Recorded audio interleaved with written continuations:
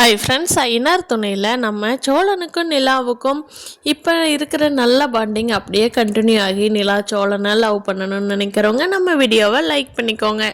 கோயிலுக்கு வர்றேன்னு சொன்ன உடனே சோழன் அவங்க ஓனர் கூப்பிட்டு, அண்ணன் நானும் வர்றேன்னு. ஆனால் கஸ்டமர் எனக்கு தெரிஞ்சவங்க தானே, நான் அவங்ககிட்ட பேசிக்கிட்டுமா, நிலாவும் என் கூட வர்றேங்கிற அப்படின்னு.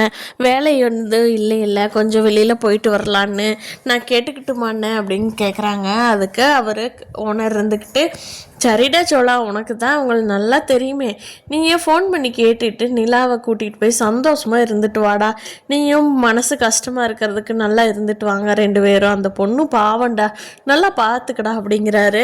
சரின்னு நான் கேட்டுக்கிறேன் அப்படின்னு சொல்லிட்டு அவங்களுக்கு கால் பண்ணி கேட்டுட்டு நிலாவை கிளம்புங்க போகலாம் அப்படின்னு சொல்கிறாரு. நிலாவும் வேகமாக ட்ரெஸ் எல்லாம் எடுத்து வச்சுட்டு கிளம்புறாங்க. அப்போது சேரன் எல்லாத்துக்கிட்டையும் சொல்லிட்டு போகிறாங்க, ஏம்மா பார்த்து போயிட்டு வாங்க அப்படிங்கிறாரு.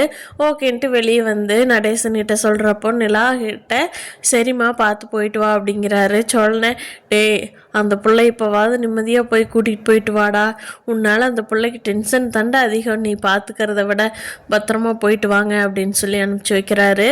கஸ்டமரை கூட்டிக்கிட்டு கிளம்புறப்போ கஸ்டமர் இருந்துட்டு, சோழா நீ நிலாவை முன்னாடி உட்கார வச்சுக்கப்பா, நான் பின்னாடி என் சம்சாரத்து கூடவே உட்காந்துக்கிறேன் அப்படின்னு சொல்லிட்டு அவரும் பெருந்தன்மையாக நிலாவை முன்னாடி உட்கார வச்சுட்டு 4 பேரும் ஜாலியாக போயிட்டுருக்காங்க. ஒரு கோயிலாக போகிறப்போ நிலாவுக்கும் ரொம்ப மனசு சந்தோஷமாக இருக்குது.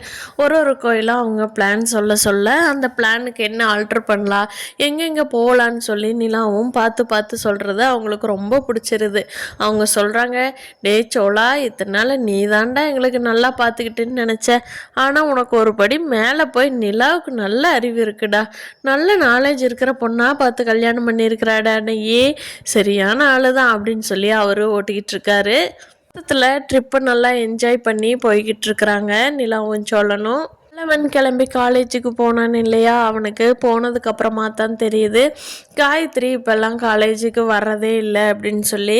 அவன் ஃப்ரெண்டுக்கிட்ட கேட்கவெல்லாம் போகல, ஆனால் யதார்த்தமாக சொல்கிறான், டே காயத்ரி உனக்கு தெரியுமாடா, அந்த பொண்ணை படிக்கவே வேணான்னு சொல்லிட்டாங்களாமாடா அவங்க அம்மா அப்பா, அந்த பொண்ணு இப்போ காலேஜுக்கே வர்றதில்லை, வீட்லேயே தான் இருக்குதாமா அப்படின்னு சொல்லி அவங்க ரூம்மேட் சொன்னாங்கன்னு சொல்லி சொல்கிறான். அதை கேட்ட பல்லவனுக்கு ரொம்ப மனசு கஷ்டமாக போயிடுது. ஐயோ, ஒரு பொண்ணோட வாழ்க்கையை நம்ம கெடுத்துட்டோமே, என்ன பண்ணுறதுன்னு தெரியலையே, நம்ம போய் பேச போனோம்னா இன்னும் பிரச்சனை பெருசாயிருச்சுன்னா அவ்வளோதான், நம்ம சும்மா இருந்ததை ஊதுன மாதிரி ஆயிரும், இது எப்படி யோசிக்கலாம், இதுக்கு எப்படி தீர்வு கண்டுபிடிக்கலாம், ஐயோ அண்ணி வேற கோயிலுக்கு போயிட்டாங்களே, அண்ணி இருந்தாலாவது அண்ணிக்கிட்ட கேட்கலாம், என்ன பண்ணலாம், சேரன் அண்ணாவும் பேச மாட்டேங்கிறாங்களே அப்படின்னு யோசிச்சுட்டு இருக்கிறான் பல்லவன்.